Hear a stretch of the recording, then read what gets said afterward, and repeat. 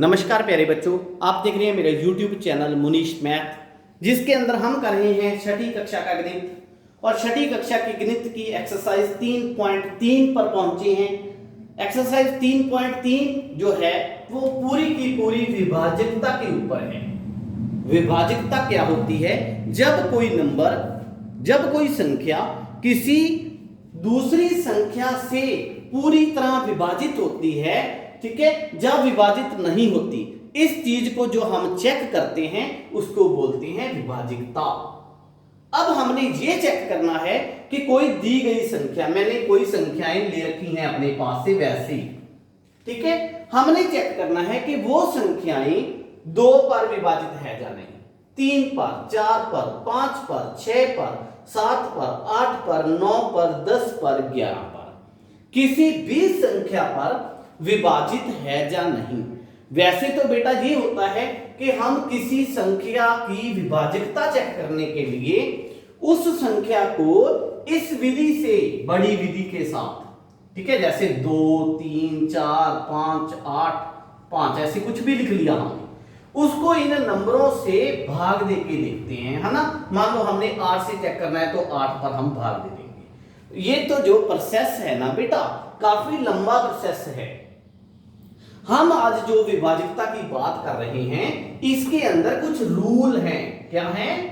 कुछ रूल हैं, मेथड हैं, जिनको फॉलो करने के बाद आप किसी संख्या को देखते ही बता दोगे कि ये संख्या इनमें से किस पर विभाजित है, ठीक है ना। तो सबसे पहले हम बात करते हैं 2 से।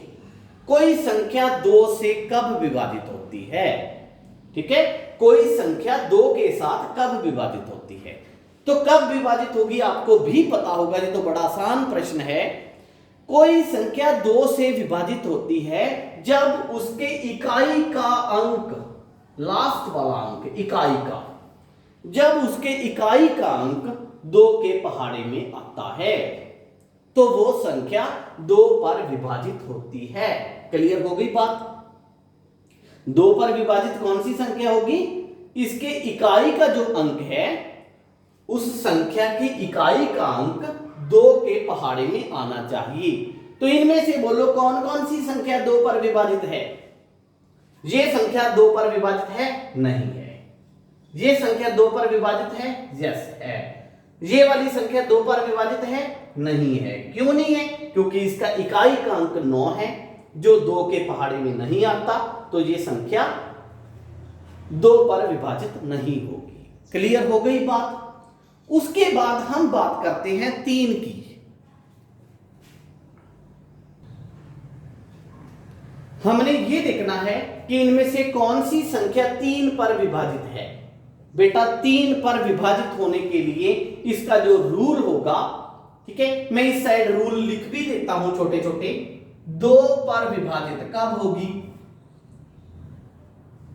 इकाई का अंक क्या होना चाहिए? सम होना चाहिए, ठीक। इकाई का अंक सम मतलब 2 के पहाड़े में आएगा, वो सम ही होगा। क्लियर? 2 हो, 4 हो, 6 हो, 8 हो या 0 हो, ये 2 का रूल है। फिर 3 के लिए क्या करेंगे हम? उनके सभी अंकों का योग, क्या सभी अंकों का योग 3 के पहाड़े में आना चाहिए, वो 3 पर विभाजित हो जाएगी। क्लियर हुई बात? इंपॉर्टेंट है 3, 9 और 11, काफी क्वेश्चन आते हैं इनके, ये तीनों इंपॉर्टेंट है, 3 पर, 9 पर और 11 पर। इसके प्रश्न जो हैं वो पेपर में जरूर आता है। तो 3 पर कौन सी संख्या विभाजित होगी? जब इसके अंकों का योग 3 पर विभाजित हो, ठीक, अंकों का योग 3 पर विभाजित हो। अभी बच्चे कहेंगे सर अभी तो आपने कहा था 3 के पहाड़े में आए। बेटा 3 के पहाड़े में आने का मतलब 3 पर विभाजित होना ही है। क्लियर? तो अंकों का योग 3 पर विभाजित हो। अब अंकों का योग करके देखते हैं इनके। 5, 8, 13, 6, 19, 4, 23, 3, 26, 2, 28, ठीक है। 8, 4, 12, 2, 14, 3, 17, 17, 6, 23, 4, 27, 9 4 13 2 15 3 18 18 और 7 25। अब देखिए बेटा 3 के पहाड़े में 28 आता है, नहीं आता, तो ये 3 पर विभाजित नहीं है। 3 के पहाड़े में 27 आता है, 3 पर विभाजित है ये संख्या। 3 के पहाड़े में 25 आता है, नहीं आता, तो ये भी 3 पर विभाजित नहीं है। अब बात क्लियर हो गई आपको कि कोई संख्या 3 पर विभाजित कैसी होगी। ठीक है, तो अगर आपने अपनी कॉपी पर लिखना है प्रश्न को हल करने के लिए, तो आप इसी तरह लिख सकते हैं जैसे मैंने रूल लिखा है। ठीक है, मान लो आपने इस संख्या को 3 पर विभाजित देखना था, और आप इसका हल कैसे लिखोगे अपनी कॉपी पर? आप लिखोगे, यहां बटे इसके अंकों का योग 7 + 3 + 2 + 4 + 9 कितना है? 25 है, जो 3 के पहाड़े में, जब 3 पर विभाजित नहीं है, फिर तो जो 3 पर विभाजित नहीं है। ठीक, इसलिए यह 3 पर विभाजित नहीं है। ऐसे लिखोगे आप अपना उत्तर जो लिखोगे कॉपी पर। अगर आपने ये 2 वाला उत्तर लिखना होता तो फिर कैसे लिखोगे? इसके लिए आप लिखोगे, जैसे मान लो यही संख्या होती, आप लिखते इसके इकाई का अंक 9 है, जो 2 पर विभाजित नहीं है, इसलिए यह पूरी संख्या, ठीक है, 2 पर विभाजित नहीं है। ऐसे करके लिखोगे आप। जो मैंने रूल लिखा है उसी रूल को आप यहां पे यूज करोगे। क्लियर? उसके बाद बात आती है 4 की, कि कोई संख्या 4 पर कैसे विभाजित होती है। 4 पर जो विभाजितता है उसका रूल है बेटा हमारे पास, आखिरी 2 अंक 4 पर विभाजित होने चाहिए। पता चला? क्या बताया मैंने? आखिर के 2 अंक हैं जो वो 4 पर विभाजित होने चाहिए। यहां पे देखो, हमने 4 पर विभाजितता देखनी है। ठीक है, बोलो ये 4 पर विभाजित है कि नहीं? आप लिखोगे इसके हल के अंदर, इसके आखिर के 2 अंक 49 है ना? आखिर के 2 अंक कौन से हैं? 49, जो 4 पर विभाजित नहीं है।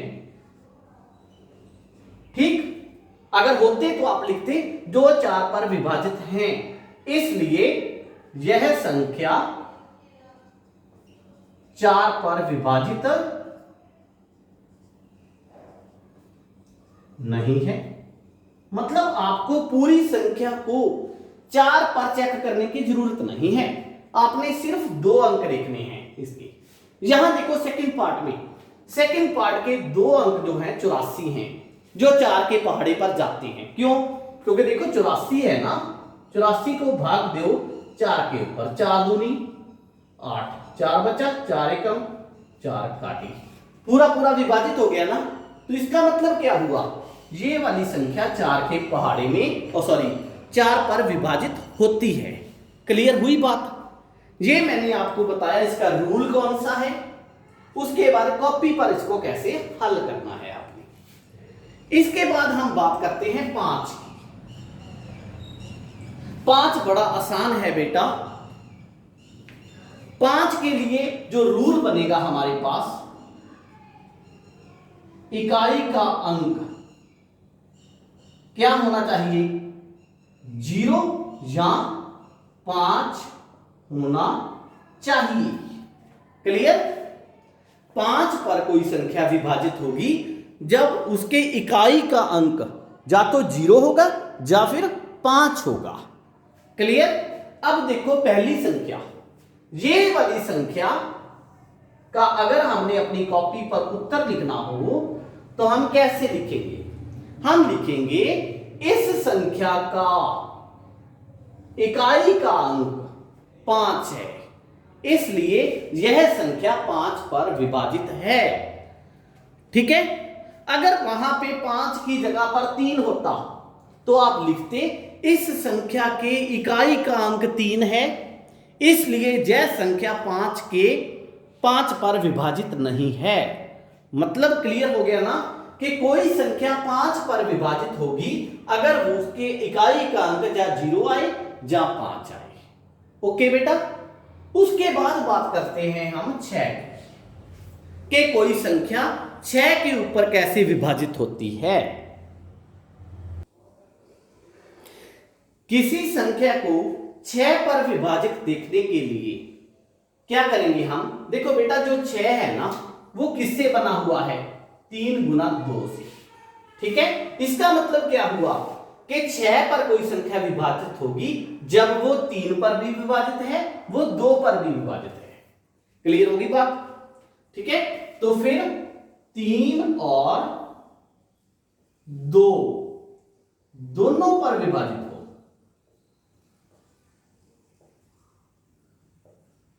तब वो 6 पर विभाजित हो जाएगी। ये इसका रूल बन गया। ठीक है, इनमें से देखो आप 6 पर कौन सी संख्या विभाजित है? ये है, बोलो। नहीं है। क्यों? मैंने 3 पर देखा ही नहीं इसको, मैंने सिर्फ 2 पर देखा। पहले 2 के लिए हमें चाहिए इकाई का अंक। इकाई का अंक कौन सा चाहिए? 2 पर। 2 के पहाड़े में चाहिए वो। ठीक है, 2 के पहाड़े में 9 नहीं आता, इसलिए ये संख्या 2 पर विभाजित नहीं है। अगर 2 पर विभाजित नहीं है तो 6 पर भी नहीं है। क्लियर हुई? अगर 2 पर विभाजित है तो फिर हम उसको चेक करेंगे 3 के लिए। 3 के लिए कैसे चेक करेंगे? उसके अंकों का योग देखेंगे। देखो, अंकों का योग देखेंगे। ठीक है, जैसे ये संख्या है, ये संख्या 2 पर विभाजित है, तो 3 पर देखने के लिए क्या करेंगे? इसके अंकों का योग देखेंगे। बात क्लियर हुई? इस प्रश्न को हल आप कैसे करोगे? तीसरे प्रश्न को। तीसरे प्रश्न में आप लिखोगे यह संख्या का इकाई का अंक 9 है जो 2 पर विभाजित नहीं है, इसलिए यह संख्या 2 पर विभाजित नहीं है। अगर ये 2 पर विभाजित नहीं, इसलिए यह 6 पर भी विभाजित नहीं है। बात क्लियर हुई?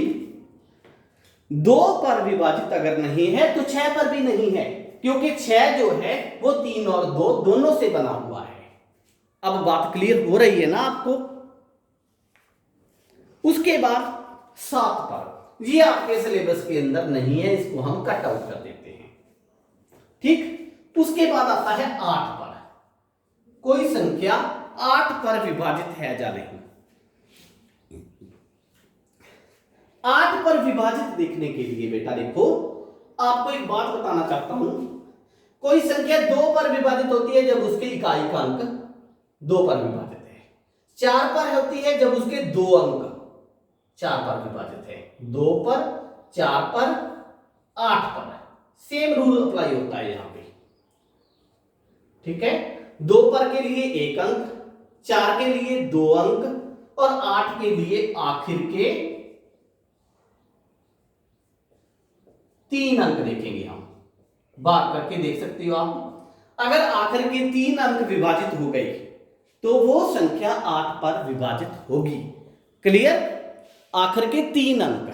मान लो आपने इस संख्या को देखना है कि ये 8 पर विभाजित है या नहीं, तो क्या करोगे आप? इसके आखिर के 3 अंक देखोगे।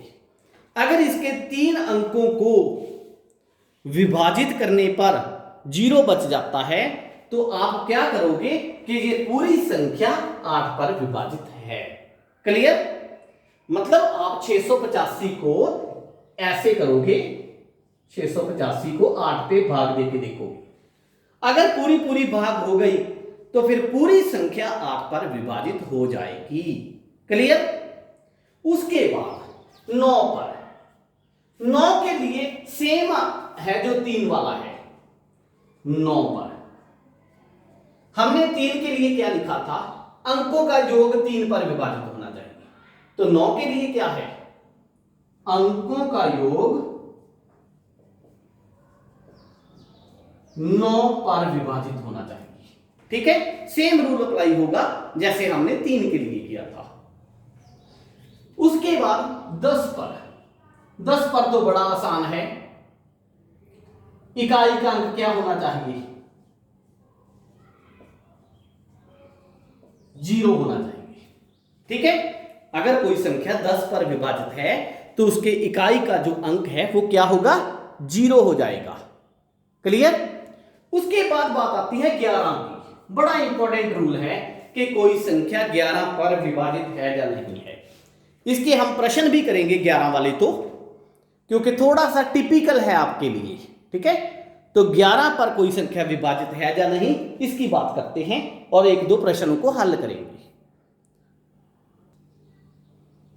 11 पर विभाजितता चेक करने के लिए बेटा हम क्या करेंगे? कोई संख्या लेते हैं 2 3 4 9 6 8 5 7। हमने देखना है कि ये संख्या 11 पर विभाजित है या नहीं। कैसे चेक करोगे आप? मान लो आपको क्वेश्चन आ गया पेपर के अंदर, तो हल हम कैसे करेंगे इसका? इसका हल है बेटा, आपने इसके 2 पार्ट बना लो। ठीक, एक एक डिजिट छोड़ के, चाहे आप इसके गोले लगा लो, एक एक डिजिट छोड़ के, एक गोला, एक छोड़ के, एक छोड़ के, एक छोड़ के। क्लियर? अब देखो 2 + 4 + 6 + 5, इनका जोड़ कितना बनता है? 6 5 11 4 15 2 7। ठीक, फिर कौन से बच गए आपके पास? 3 9 8 और 7। इनका जोड़ देखो, 8 7 15 15 3 18 9 27। ठीक है, दोनों को आपस में माइनस कर दो, तो 27 - 17 कितना आ गया? 10। कितना आया? 10। अगर यहां पे 0 बच जाता, जहां 11 बच जाता, जा तो हमेशा 0 बचेगा, जा बचेगा 11 आपके पास। ठीक है, जा 22, मतलब 11 के पहाड़े के अंदर देखो 11 × 0 कितना होता है? 0। 11 एकम 11, 11 दूनी 22। ठीक, तो 0 बच जाए, 11 बच जाए, 22 बच जाए, कुछ भी ऐसा बचे जो 11 के पहाड़े में आता है, तो हम कहेंगे कि वो 11 पर विभाजित है, अगर अदरवाइज नहीं है। ठीक है, तो यहां 10 11 के पहाड़े में नहीं आता, 11 के पहाड़े में नहीं आता, इसलिए यह संख्या 11 पर विभाजित नहीं है। क्लियर हो गई बात आपको? बड़ा आसान है, इसको थोड़ा सा याद रखना पड़ेगा बेटा 11 वाले को। देखो मैंने आपको एक बात बताई थी कि 3 पर, 9 पर और 11 पर तीनों इंपॉर्टेंट हैं। ठीक है, 3 पर कोई संख्या कब विभाजित होती है? जब उसके सभी अंकों का जोड़ 3 के पहाड़े में आ जाए। 9 पर होती है सभी अंकों का जोड़ 9 के पहाड़े में आ जाए। लेकिन 11 के लिए हम क्या करेंगे? उसके एक एक अंक छोड़ के अंकों का जोड़ करेंगे। पहले ये वाले अंक ले लिए मैंने, गोले वाले, फिर दूसरे ले लिए, उनका माइनस कर दिया। ये जो संख्या आई हमने ये देखनी है कि 11 के पहाड़े में आती है या नहीं आती है। क्लियर हो गई बात? ठीक है, ये 11 पर विभाजितता थी आपकी। उसके बाद आपसे प्रश्न और भी पूछे जा सकते हैं, जैसे इस एक्सरसाइज के बाकी सारे प्रश्न तो आप खुद हल करोगे, मैं नहीं करवाऊंगा, क्योंकि जो भी विभाजितता के रूल मैंने आपको बताए हैं उन रूलों को लगा के आपने इस एक्सरसाइज को हल करना है। ठीक है, तो इसके ना जो प्रश्न नंबर 5 और प्रश्न नंबर 6 हैं, इनको मैं हल करवाऊंगा, पेपर के लिए बड़े इंपॉर्टेंट है। 3.3 एक्सरसाइज के 5वां और 6ठा प्रश्न। ठीक है, तो 5वें प्रश्न को शुरू करते हैं। 5वें प्रश्न के अंदर बेटा इन्होंने पूछा है कि इस बॉक्स के अंदर, वहां पे इन्होंने खाली स्थान दिखाया गया है, मैंने वहां पे बॉक्स ले लिया। इस बॉक्स के अंदर आपने कोई अंक लिखना है। क्या लिखना है? अंक लिखना है कि ये पूरी संख्या 3 पर विभाजित हो जाए। किस पर विभाजित हो जाए? 3 पर विभाजित हो जाए। ठीक है, तो इसको पूरी तरह सॉल्व करने की कोई जरूरत नहीं है, आपने सिर्फ अंक को ढूंढना है। कैसे ढूंढोगे आप इस अंक को? तो ए पार्ट की बात करते हैं। अंकों का योग देखिए, मान लो ये अंक आपका x है। कौन सा है? x। अब देखो x plus 6 plus 7 plus 2 plus 4, सभी का जोड़ कितना आएगा? ठीक है, कितना आना चाहिए? x को तो ऐसे ही रख देते हैं, 6 7 13 2 15 4 19, कितना आ गया? 19 प्लस x। x की जगह पे हमने कोई अंक लिखना है कि इनका जो जोड़ है वो 3 के पहाड़े में आ जाए। ठीक है, तो 3 का पहाड़ा लिखते हैं। 3 दूनी 6, 3 3 9, 3 चौका 12, 3 5 15, 18, 3 7 21, 3 8 24, 3 9 27, 3 9 30। 19 के बाद ऐसी कौन सी संख्या है जो 3 के पहाड़े में आती है? 19 के बाद 21 आता है। आता है ना 21, तो इसका जोड़ हमने क्या बनाना है? 21 बनाना है। कैसे बनाएंगे? x की जगह पे हम क्या लिख देंगे? 2। 19 प्लस 2 21, तो यहां पे आंसर कितना आएगा हमारा? 2 आ जाएगा। बात क्लियर हुई? इसको देखिए, हम x वगैरह नहीं लेते हम। अगर आप उलझ रहे हो तो इसको जुबानी सॉल्व करेंगे। जुबानी सॉल्व कैसे करोगे? 7 4 11, 11 6 17, 17 5 22, 22 तो 24। ठीक, 24 के अंदर कौन सी संख्या लिखें कि ये 3 के पहाड़े में आ जाए? पूरी संख्या का जोड़ 24। 24 के बाद कौन सा अंक आता है? 27। तो फिर वैसे तो 24 खुद ही है। ठीक है, इसका मतलब 24 है जो, वो खुद ही 3 के पहाड़े में आती है, तो हमें देखने की जरूरत ही नहीं। अगला अंक हम क्या करेंगे? यहां पे क्या भर देंगे? आंसर 0, क्योंकि 24 प्लस 0 कितना होगा? 24 ही हो जाएगा। 24 3 के पहाड़े में आता है, इसलिए ये संख्या 3 के पहाड़े में आएगी। बात क्लियर हुई? दोबारा बताता हूं एक बार। मान लो आपको किसी ने बोल दिया 4 6 2 3, जहां पे कोई संख्या लिखो कि 3 के पहाड़े में आ जाए। वैसे ही मैंने एक एक्स्ट्रा क्वेश्चन ले लिया। अब देखो 6 4 10 2 12 3 15, 15 को 3 के पहाड़े में पहले ही है, तो फिर यहां पे क्या लिख देंगे? हम 0 लिख देंगे। मान लो यहां पे 3 की जगह पे 2 होता। अब बताओ 6 4 10 2 12 2 14, 14 आ गया ना। 14 के बाद 3 के पहाड़े में क्या आना चाहिए? 15, तो हम इसके अंदर 1 लिख देंगे। अब 3 पर तो बात क्लियर हो गई ना, कि अगर 3 के पहाड़े में 3 पर विभाजकता देखनी हो हमने, और हमारा कोई अंक मिस हो, तो आप उसको कैसे भरोगे? उसके बाद 11 पर